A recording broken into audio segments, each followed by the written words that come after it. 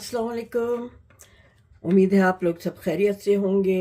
आपने देखे मैंने जो वीडियो में दिखाया है शुरू में, जो आज मैंने बनाया है वो इतना खुशबूदार, इतना मज़ेदार। ये मैंने सालन बनाया है, सालन के भुना हुआ है। इसको मैंने क्या कहें, लौकी गोश्त जिसमें बहुत सारा पुदीना डाला है और उसमें इस कदर खुशबू है, इतने मज़े का है वो कि आप लोग अंदाज़ा नहीं लगा सकते। अच्छा, मैंने लिया है ये आधा किलो मटन, ठीक है। और मेरे पास ये अबाउट 200 ग्राम टमाटर है। समझे 2 मीडियम टमाटर मैंने पतले पतले स्लाइस किए हैं, ठीक है, बहुत पतले स्लाइस कर लिए हैं। इसी तरह 200 ग्राम प्याज है जो मैं लाल करूँगी। ये कुछ खड़े मसाले हैं, ये तेज पत्ता है, वो है दालचीनी है, ये 2 बड़ी इलायची हैं, 4-5 छोटी इलायची हैं, ये जावित्री के फूल का एक हिस्सा है टुकड़ा, और एक छोटा सा टुकड़ा जो है ये उसका नशमेक का है, जायफल का, ठीक है। ये इसमें ये है और ज़्यादा मसाले नहीं हैं इसमें, बस ये बेसिक मसाले हैं। नमक है, हल्दी, लाल मिर्च और पिसा हुआ धनिया। ज़्यादा कोई ऐसे मसाले नहीं हैं। और इसको मैं बनाऊंगी मस्टर्ड ऑयल में। तो मैं सबसे पहले इसमें 1.5 समझे 100 मिलीलीटर वो डालूंगी। कुकर में बना रही हूँ तो इसलिए कि गोश्त अच्छी तरह गल जाए, वरना अगर वैसे भी बना सकते हैं। कुकर में मैं उतनी देर पकाऊंगी कि 80% पक जाए, गल जाए जब गोश्त, तो उसके बाद मैं इसमें ये टमाटर और लौकी डालूंगी, ठीक है। तो मैं उसको मस्टर्ड ऑयल को ज़रा धुआं कर लूँ, उसके बाद मैं आपको दिखाती हूँ कि मैं क्या क्या कर रही हूँ। जी, मैं आपको एक चीज़ दिखाना चाह रही हूँ। जब तक कि आप मस्टर्ड ऑयल को, ये सरसों के तेल को आप जलाते नहीं हैं, उसका कलर इस तरह से होता है, ठीक है। और जब जला लेते हैं उसको तो वो लाइट हो जाता है कलर उसका, आपको नज़र आ रहा होगा। इसलिए इसको, उससे क्या होता है कि इसकी जो स्मेल है वो निकल जाती है, जो इसकी एक स्ट्रॉन्ग स्मेल होती है वो निकल जाती है। और ये जो है रिफाइंड ऑयल में इसका शुमार नहीं होता। तो पहले ज़माने में या तो मस्टर्ड ऑयल में खाने पकते थे या असली घी में पकते थे, ठीक है। उस ज़माने में ये रिफाइंड ऑयल वगैरह नहीं थे, ये जो है सनफ्लावर ऑयल, कॉर्न ऑयल, ये नहीं थे। या तो मस्टर्ड ऑयल में होता था या फिर घी में होता था। तो आज मैं ये आपको ये दिखाना चाह रही हूँ कि ये इस तरह से इसको जब जला लेते हैं तो इसका कलर चेंज हो जाता है। और फिर इसको थोड़ा सा मैंने इसका धुआं निकलना ख़त्म हो गया है, तो अब मैं इसमें ये प्याज डाल रही हूँ लाल करने के लिए, ठीक है। प्याज लाल हो जाएगी तो फिर मैं आपको दिखाती जाऊंगी कि क्या क्या करना है इसके बाद, स्टेप बाय स्टेप। बहुत डिफ़िकल्ट नहीं है, it's a simple everyday dish, लेकिन ज़रा सा तरीक़ा डिफरेंट है। पुराने ज़माने के तरीक़े से बना रही हूँ। सिर्फ ये है कि मैं पतीली में नहीं बना रही, मैं इसको कुकर में कर रही हूँ जल्दी के लिए। अच्छा जी, देखें ये प्याज अच्छी तरह लाल हो गई है। अब मैं इसमें 2 टेबलस्पून अदरक और 2 टेबलस्पून लहसुन का पेस्ट डाल रही हूँ, ठीक है। ये इसको भून के फिर इसमें मैं दूसरी चीज़ें डालूँगी। अच्छा जी, अब ये अदरक लहसुन का कच्चापन निकल गया है। अब मैं ये इसमें ये जो आधा किलो गोश्त है ये डाल रही हूँ, ठीक है। ये दस्ती का है, शोल्डर का पीस था मेरे पास, उसमें से है ये, ठीक है।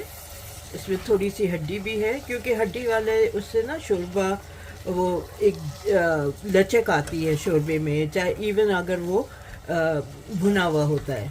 तो इसको मैं भून के फिर इसमें मसाले डालूँगी। ज़रा सा ये भून जाए, कलर चेंज हो जाए गोश्त का, फिर मैं इसमें मसाले डालूँगी। अब मैं ये जो मसाले हैं ये डाल रही हूँ इसमें, और फिर ये डाल के इसको भूनूँगी।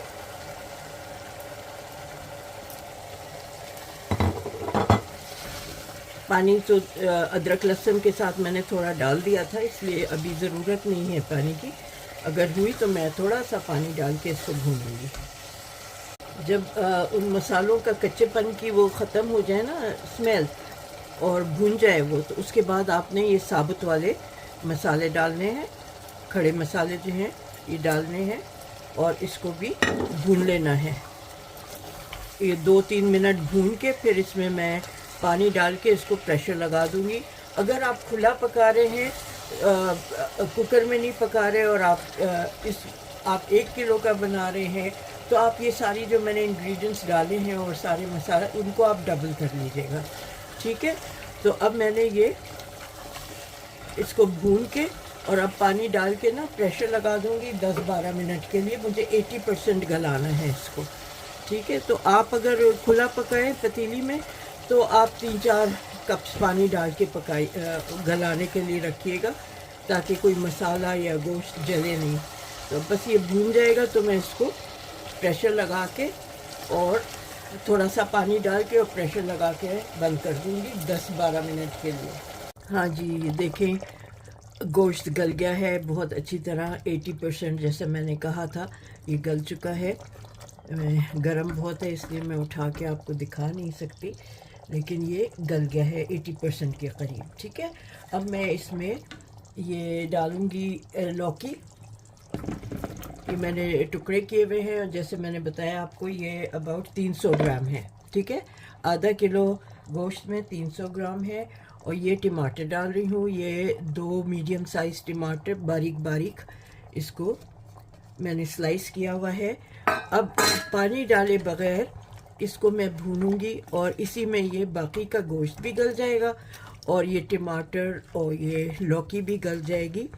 एक जान करना है इसको, ठीक है।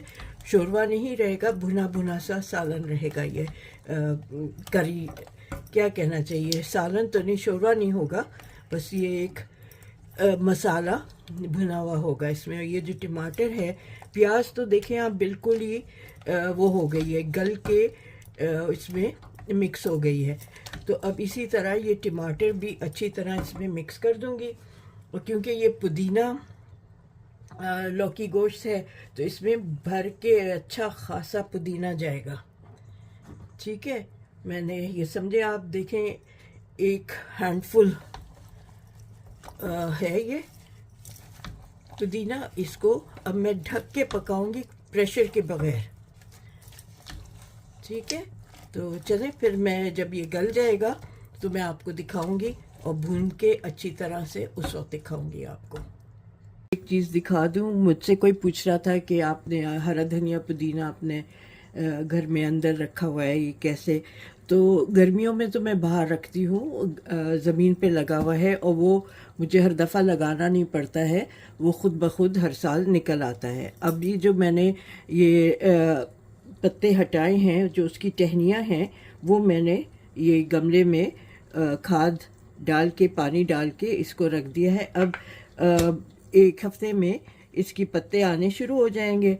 तो इसी तरह ये मैं विंडो सिल पे रख देती हूँ जहाँ धूप आती है, तो वहाँ ये चलता है, और वहीं से फिर मैं पत्ते तोड़ तोड़ के यूज़ करती हूँ। जैसे मैंने इसी तरह मैं हरा धनिया का करती हूँ कि कोई मोटी डंठल होती है तो वो मैं खाद में लगा लेती हूँ, वरना अगर नहीं होता तो फिर मैं थोड़े से धनिए के जो सीड्स हैं वो मैं गमले में डाल देती हूँ, और इतनी हो जाती है कि मैं 1-2 सब्जियों में, 1-2 डिशेस में मैं ऊपर से डाल लेती हूँ, फिर दोबारा उसको कर लेती हूँ, और ऊपर से काटती जाती हूँ हरे धनिए को, ताकि वो नीचे से जड़ों वाला कायम रहे, ठीक है।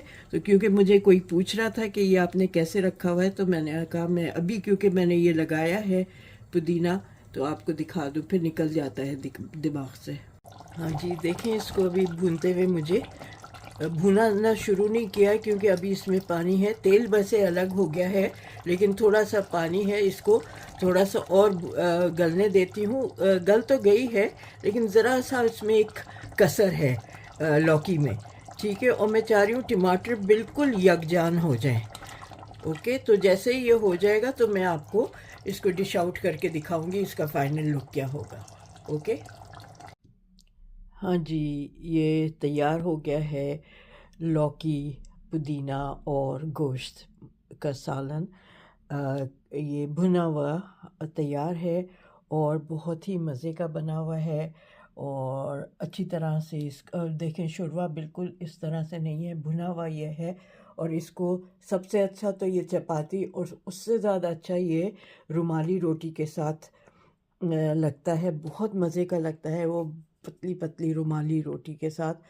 तो मेरे पास वो उल्टा तवा नहीं है, वरना मैं ज़रूर वो चपाती या रुमाली रोटी बनाती। तो उम्मीद है मुझे आपको ये रेसिपी पसंद आई होगी। ये एवरीडे रेसिपी है, कोई इसमें ऐसे सच लवाज़मात नहीं है। और हर एक का तरीक़ा अलग होता है बनाने का, मुख्तलिफ। हम लोग जो पाकिस्तान से हैं और हमारा बैकग्राउंड इंडिया से है, तो हम लोग मुख्तलिफ लोगों से मिलते हैं, उठना बैठना होता है। तो हमारी जो कुज़ीन है वो बहुत मिक्स्ड होती है। हम दिल्ली वालों का भी खाना बनाते हैं, हम यूपी का बनाते हैं, लखनऊ का, सिंधी रेसिपीज़ बहुत अच्छी हैं। हम ज़ाहिर है कराची में रहे हैं, सिंधी भी हमारे फ्रेंड्स हैं, हमने उनके साथ भी, मेमन लोगों के साथ। तो हमारी कुज़ीन बहुत जो है बहुत मज़ेदार है। और हम लोग हर चीज़ बहुत इन्जॉय करके खाते हैं, बनाते हैं। और फिर सीख के फिर ये होता है कि नहीं, सिर्फ खाना नहीं है, हमें बना सिखाओ भी। तो बहुत से लोगों से मैंने बहुत सारी चीज़ें सीखी हैं। और मैं कोशिश करती हूँ कि अपनी जो चीज़ें सीखी हैं उनको बनाती रहूँ, उनको पकाती रहूँ, ताकि सब भी खाएं और आप लोग भी इंजॉय करें। तो मुझे अच्छा लगता है अपनी ये सारी चीज़ें शेयर करना। तो मुझे उम्मीद है आपको मेरी ये रेसिपी भी पसंद आएगी। और एज़ यूजुअल आपसे रिक्वेस्ट है कि मेरे चैनल को सब्सक्राइब करें, शेयर करें, लाइक करें। और अगले रेसिपी तक मुझे इजाज़त दें। जब तक कि मैं दोबारा आप किसी के लिए रेसिपी लाऊं, आप अपना ख्याल रखें। Look after yourself and take care. अल्लाह हाफिज़।